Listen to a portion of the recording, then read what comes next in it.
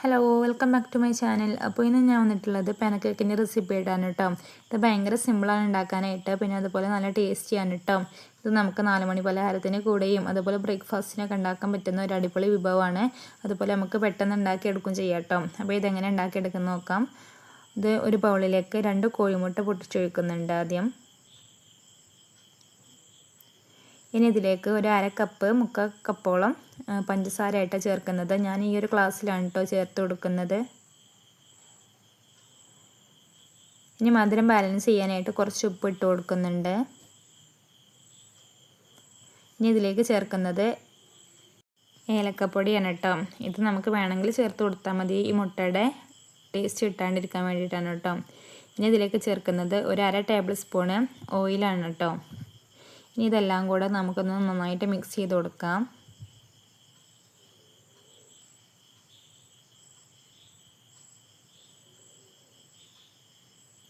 നന്നായിട്ട് തന്നെ മിക്സ് ചെയ്ത് കൊടുത്തിട്ടുണ്ട് കേട്ടോ. ഇനി ഞാനിതിലേക്ക് ചേർക്കാൻ പോകുന്നത് 1 കപ്പ് പാലാണ്.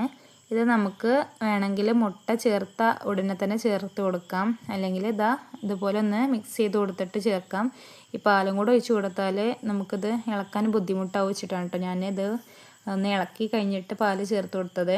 ഇനി ഇത് പാലും കൂടെ ചേർത്തിട്ട് നന്നായിട്ടൊന്ന് മിക്സ് ചെയ്ത് കൊടുത്തിട്ടുണ്ട്. ഇനി ഇതിലേക്ക് ഞാൻ ചേർക്കുന്നത് 1 കപ്പ് മൈദയാണ് കേട്ടോ.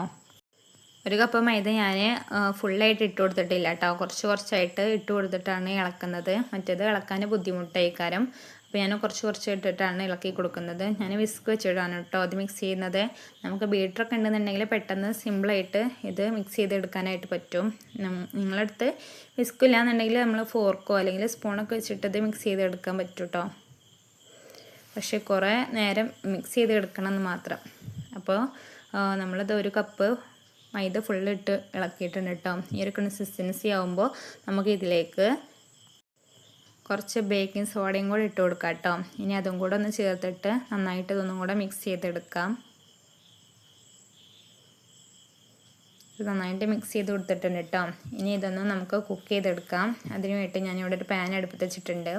അതൊന്ന് ചൂടായി വന്നതിന് ശേഷം നമുക്കത് കുറച്ചായിട്ട് ഇങ്ങനെ ഒഴിച്ച് കൊടുക്കാം കേട്ടോ.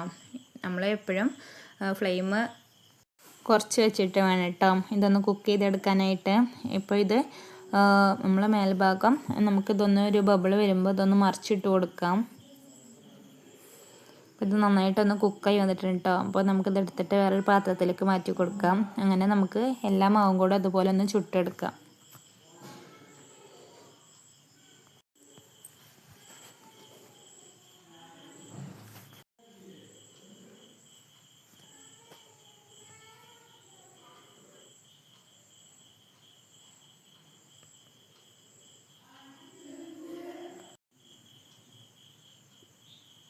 അങ്ങനെ എല്ലാ പാൻ കേക്കും ഞാനിവിടെ ചുട്ടെടുത്തിട്ടുണ്ട് കേട്ടോ.